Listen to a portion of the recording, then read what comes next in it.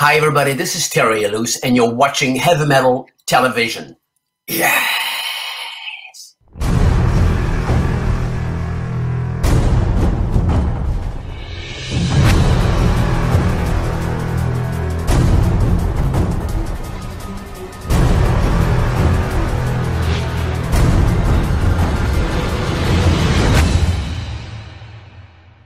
It is CHRIS Akin Presents, and I, of course, am CHRIS Akin. And if you are any kind of a hard rock and heavy metal fan over the last, I'm going to say 10 years to be nice, just because I don't want to show anybody's age of that we're all getting way old. But if you've been a fan since the 80s, then you certainly know this guy. He was the lead vocalist of XYZ. He's the lead vocalist for a while of Great White, and he's done some tremendous solo stuff. He's got a brand new project band called Land of Gypsies, which is out on, or just came out December 10th. And he's one of the nicest guys that I know in the whole business. He is Mr. Terry Ilous. Terry, how are you? Hey, how's everything? Thank you for having me. I appreciate that. Sure. Well, Terry, as I was telling you when we started, man, loving Land of Gypsies, man. It's surprising to me that a guy like yourself, can continually find little niches musically that you have not explored without changing your sound totally, man. That's a cool thing. Thank you. Well, it's an album I always wanted to do. When Frontiers contacted me, asking me if I wanted to do an album, I said yes and no. Yes, because it's a great label. I wanted to work with them. You know, Mario and Serafino are great people. Sure. But no, because I didn't want to do your typical Frontiers record, which, no disrespect, by the way. I love what they do, and I thank them for pushing that kind of music when nobody else is doing that. So we have to realize that Frontiers is actually doing a lot of bands a favor, you know. And they're a big fan of the genre of that music, you know, so we have to thank them for that. But I didn't want to do an 80s album, you know. I moved on from the 80s. I said, I want to do what I want to do. And Mario was kind. He said, okay. so he said, okay. So he put me in touch with a great producer, and him and I became friends, Fabrizio Grozzi. I didn't know who he was before. And I explained to him my point of view. I said, I want to do an album I want to go back to my roots. I want to do something a bit early Whitesnake, early Free, Bad Company, that kind of vibe, Humble Pie. Sure. And he said, that's great. I love that kind of music. I said, really? He said, yeah. I said, so it cannot be overproduced. It has to be very organic. One guitar, one bass. And he said, you got it. I got the guys for you. So he put me in touch with Sergey and Eric Ragnio and AJ on drums. And I said, those guys sound great. And he said, do you have any songs? I said, yes. So I presented a bunch of songs. And he said, well, let's demo them and see what's going to happen. So we demoed a bunch of songs, sent them to Frontiers. They were a little bit puzzled at first, I have to be honest with you. Sure. Because they were like, well, it's not what they usually do, which is typical 80s, you know, big background vocals, you know. But they accepted the songs, they accepted the vision, and I thank them for that, very much so. And here we are today. Apparently, the album is doing really well.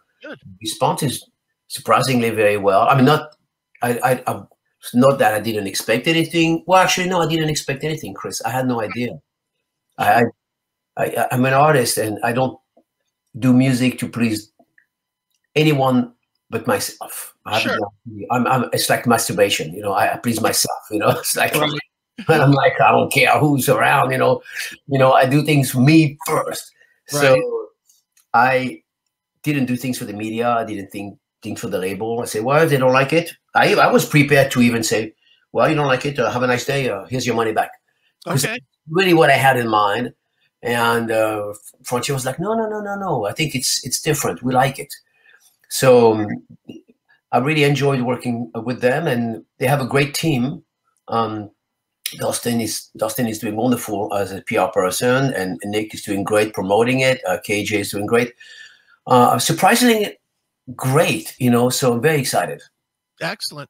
Well, you know, it's funny, Terry, because I've shared on Classic Metal Show, I've shared that I was talking to you and that we were gonna talk about this new project. And first question everybody asks is, does it sound like XYZ? That's the first question every time. And I've been telling people, and you tell me if you think this is a good comparison or not. I've been comparing this a lot to the band The Firm, the Jimmy Page and Water or Slade. Yeah. Only I think that they went more in a bluesy direction with their combination, where I think you're more like a rock version of what The Firm was. It's definitely bluesy, but it has that rock tinged element to it that doesn't leave it to where you're falling off the path of what you're known for. Do you think that's fair? Yeah, that's your interpretation. It's fine with me. I didn't see it like that, but I certainly would accept it. It doesn't sound like XYZ in a way that it's got the same backup vocals and guitar sound, but it does sound XYZ in a way that it's got the same singer who can still sing, and and it's got that.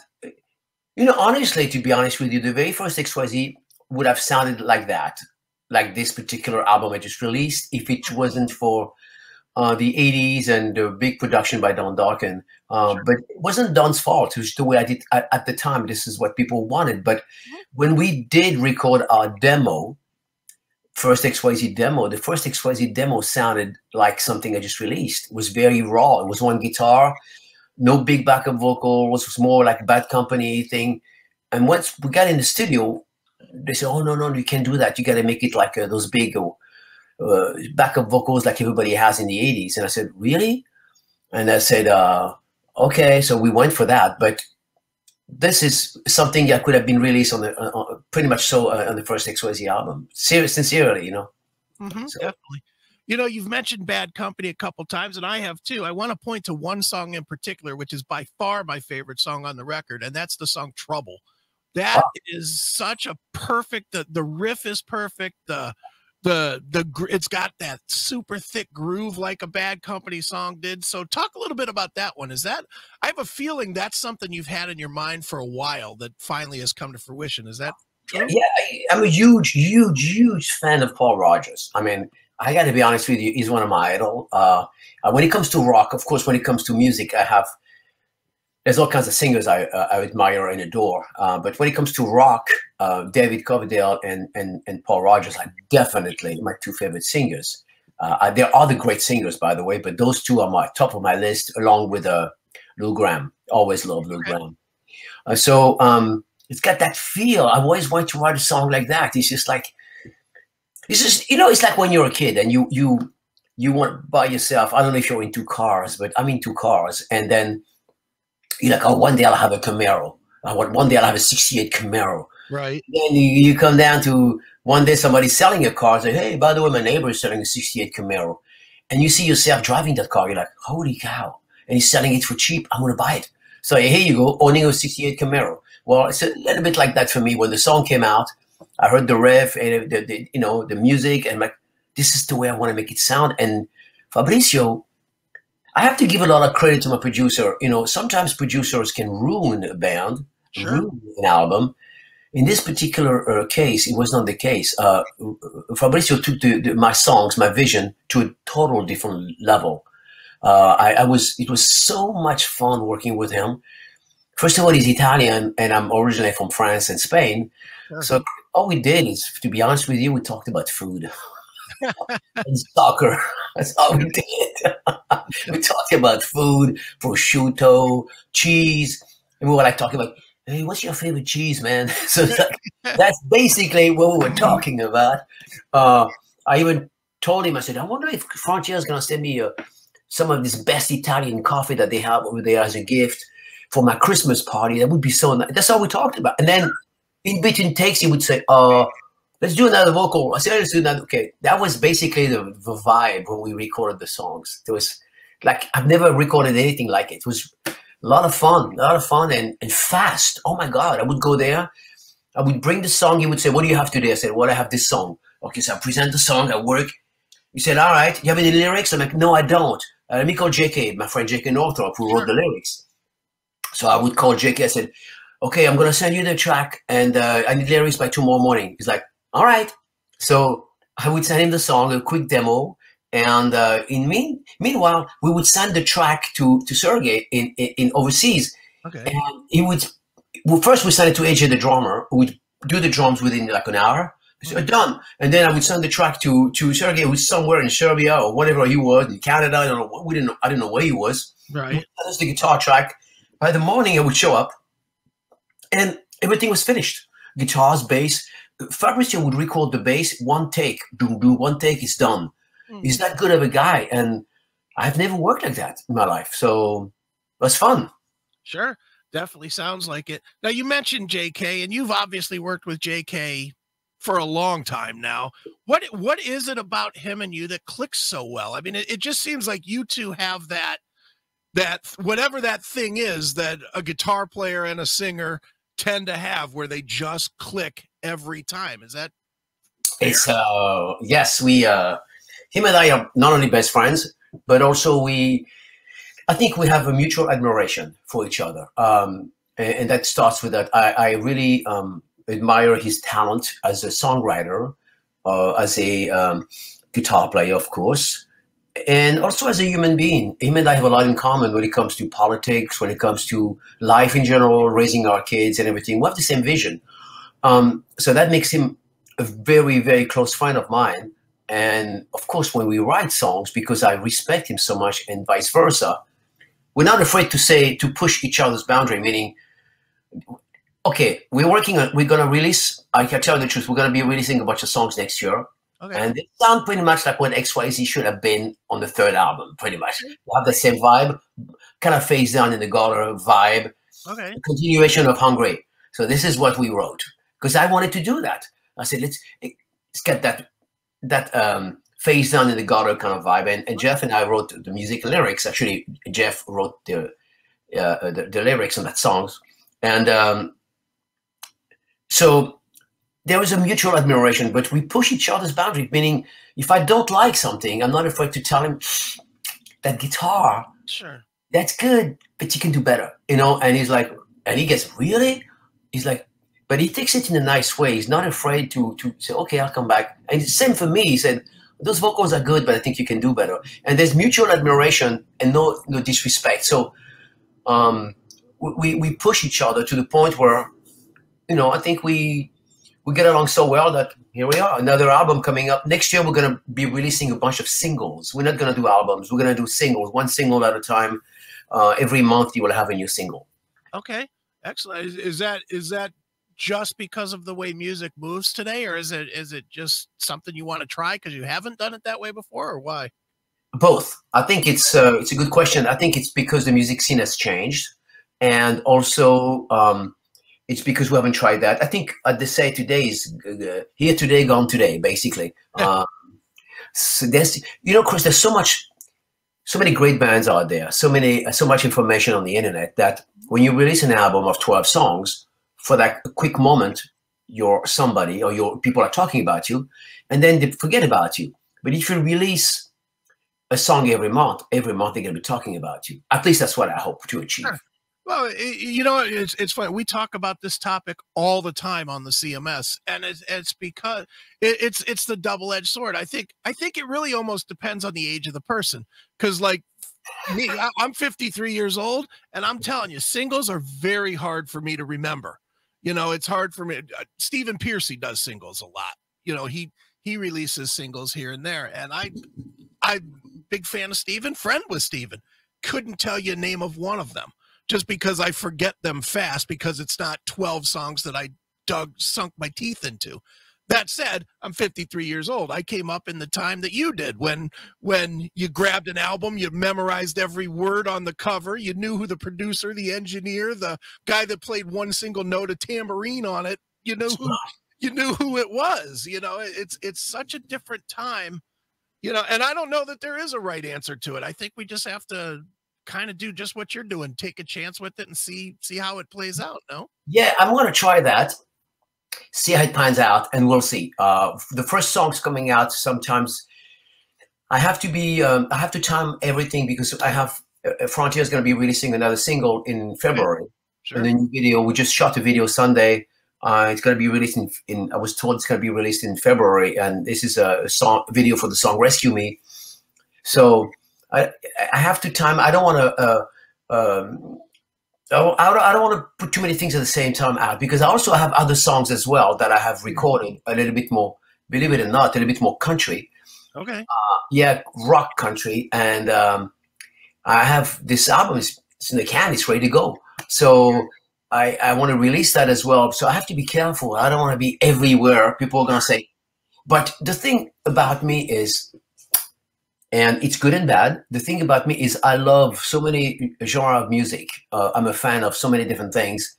And I want to do what I want to do as an artist, meaning, again, I do things for myself. So I wanted to record songs that were a little bit more acoustic / country. With country, I don't mean like twinging, but just using slide and dobro and all that stuff, you know, and organic. I wanted to do that. So it's ready to go. The album is ready to go. When will I release that? I don't know because I got so many rock things coming up and then XYZ coming up and things.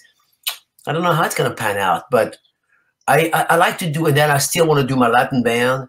Right. I have another album ready to go. I don't know, dude.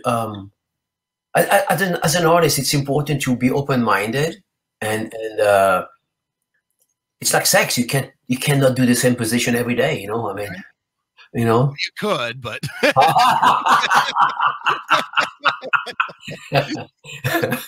you could technically, yes. Laying down on your back, saying, "Oh yeah." Yep. Very nice. Well, Terry. Obviously, man, the big news with you over the last 4 or 5 years was leaving Great White. And I do not want to get into a whole Great White discussion. It is what it is. After doing it though, you stepped into a band and obviously Jack Russell, a huge part of that band, whether he's in the band or not.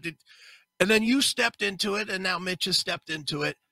My question to you is it possible to outlive the glory of a past member of a band like that? I mean, I saw you do it. I mean, I saw you performing it and you did very well. I mean, the shows that I saw were excellent, but I don't think, I think if you would have written the 10 best songs that the band ever had, people would still be like, oh, you know, or the Angel song or Once Bitten, Twice Shy. You know, they never, it seems like anybody, not just you, but anybody that steps into that position, with the exception of Van Halen, can never get over the hump of the previous guy. Is that? Totally agree with you. It doesn't matter who you are. Even if Robert Plant would have sang for Great White, it would have never made a difference. After a few weeks, somebody would have said, well, you know, which I understand. I actually understand. I don't have a problem with it. Especially when at one point I was thinking about quitting XYZ. Somebody wanted to replace me, a well-known singer and a dear friend of mine. And he said to me, he says, you know what, I really want to do it, but it's suicide. I mean, nobody's going to like me anyway, although the guy's a great singer, by the way. It's very difficult to replace somebody. That's why when I replaced Jack, and by the way, Jack's a friend of mine, so I had no problem. Jack and I talked about it. I didn't want to be a clone. I didn't want to sound like him. I said, I'm going to do my own thing. I'm still going to respect the songs and the structure of the songs and the melody more, but I'm going to give it my own twist because I cannot be you, because I'm not you. I have my own sound. We don't sing the same way, in a way that I'm much more bluesy than he is, and at the same token, very heavy, because I like heavy stuff too. He's got a different tone of voice. He's got a beautiful voice. So your question, is it possible to outlive that? Yes and no. I think it only happened to 2 bands, as far as I'm concerned. One is AC/DC because the singer died. There was no choice. They said to the fan, well, it is what it is. The other one is Van Halen. But if you really listen to Van Halen, although I love Sammy Hagar, and I'm a huge Sammy Hagar fan, you know, personally, I think he's fantastic as a person and as an artist. Most people will always prefer the first album. They say, oh, there's nothing. which is different sound. They sold more album with Sammy than they sold with David. But how? Believe it or not, the fans rather listen to the first songs. Sure. The reason they sold so many more albums after that, because they were able to reach a different audience. Well, they added Sammy's fans. They added, which were not necessarily crossover fans at the time. Yeah, so, but also added, they were mainstream. The song was a little bit more pop in a way, and they were able to do. They were being played on the radio, rock, mainstream, pop radio, AOR, which before that, Van Halen was more like I wouldn't say a underground band, not at all. They were super famous, but they were different audience, more rock, more raw, and so they did that. But to this day, if you really listen to his interviews, he almost has to apologize. He always has to justify himself, and it's really sad because honestly, he shouldn't, because what he did with Van Halen is fantastic. But the fans will always say, "Well, I like the first Van Halen band. You know, it's much better. You know, first Van Halen is so good. You know." Well, yeah, it's great. It's when I first heard of Van Halen, I was like, "Holy cow!" You know. Sure. When I listened to what Sammy did with Van Halen, it's more song oriented, not necessarily groundbreaking technique. The first Van Halen album was out of this world. You know. Like listening to Jimi Hendrix is like, holy shit, you know? Right. So can you outlive? Yes and no. I did my best with Great White. Sure. I had a great time. I had 9 years, 3 albums.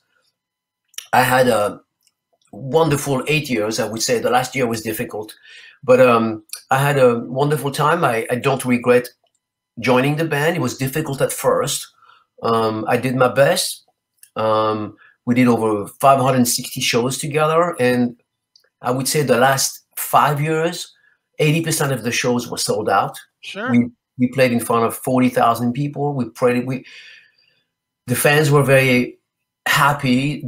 Especially the last album was really, really good and getting great reviews. And then they decided to do what they did, you know, which is fire me, which is, you know, it's okay, you know. Yeah. Well, you know, you mentioned the albums that you did. Full Circle was great. I mean, I honestly thought Full Circle was one of the most underappreciated records of the last 5 years by fans that would enjoy that. That's a great record full of great songs. Elation, I don't know. I'll just tell you.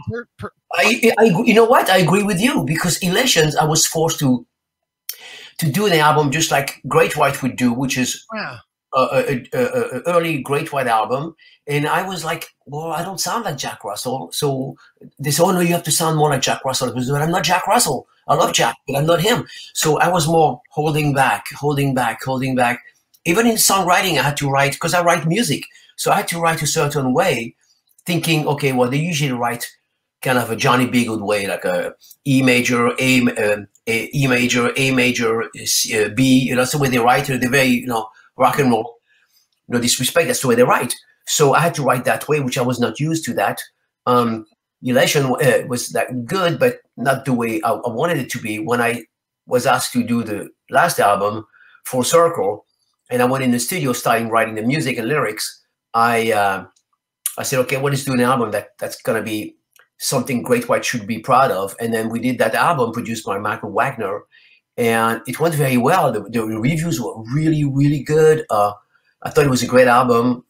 I wrote songs with my partner, J.K. Northrop, and I presented the song to the band. I said, here are the songs. And in fact, 4 songs of the album were written by J.K. and I. Okay. But, and, you know, we had to include the guys in as far as the songwriting, but what people don't know is the songs were already written. But you know, it goes like it's the way it is, you know. Anyway, long story short, it doesn't matter how good the album was. People would have always said, well, he's not Jack Russell. Right. Yeah. You know? Yeah, that's the unfortunate thing. But nobody's going to say that about the new release, Land of Gypsies, and the name of the band is also Land of Gypsies. And Terry, where should we tell people to go to get this release and to follow you and keep up with you with not only with Land of Gypsies, but with the solo stuff and everything else? Thank you. Well, they can go to Instagram, of course, Terry Ilous on Instagram. They can go to Facebook, Instagram, And of course, there's a site to buy the album. They have to go to the Frontiers music site, because I don't sell the album. They sell the album. Sure. But I'm really happy with this album. I love the album cover. I love the way they're promoting the album. I'm very surprised, very happily surprised, and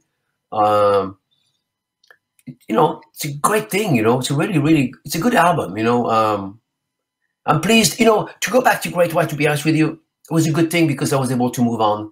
Sure. And sometimes when you at first somebody dumps you like that, like an old girlfriend, like you feel like an old pair of shoes. You're like, really? What did I do? I didn't do anything wrong. Which right. Honestly, I didn't do anything wrong. I never fucked anybody's wife, or I never stole money or anything like it.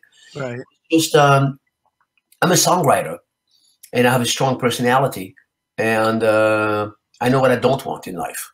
So I guess obviously it bothered someone in that band, and they decided to do what they did. But I had great years with them. I thank them so much for the opportunity. I thank the fans, and they did me a huge favor because I was able to move on. I was able to dig inside myself.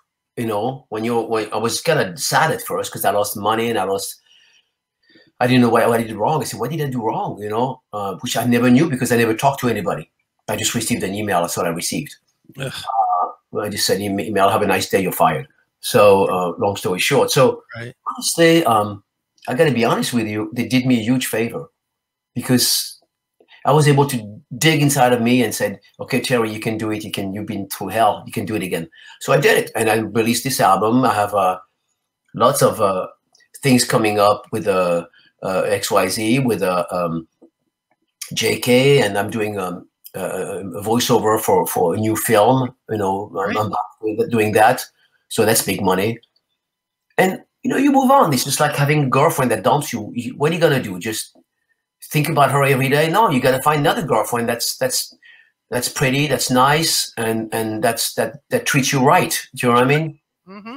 The important thing in life is to be treated right and to treat other people right. Mm-hmm. If you feel like you're lesser, if you feel like you're never the number one, then why would you want to stay with that person anyway? Exactly. No, exactly right, man. Well, one more time, Terry, Land of Gypsies is the release. It's out now, and check it out, people. I'm pretty sure you'll dig it. And Terry, thanks as always for joining me here on CHRIS AKIN Presents. Thank you very much. You take care of yourself. Happy New Year's, and I wish you health and all the good stuff you wish in life. Thanks for checking out this episode of The Classic Metal Show. Get all of our episodes uncensored at www.theclassicmetalshow.com. Join us weekly from 9 p.m. till 3 a.m. Eastern at www.cmsradio.net. Participate in the live chat room at www.chatandkill.com. Once again, thank you for checking out The Classic Metal Show with Neely and Chris. Hail and kill, fuck you, pal, and hand job.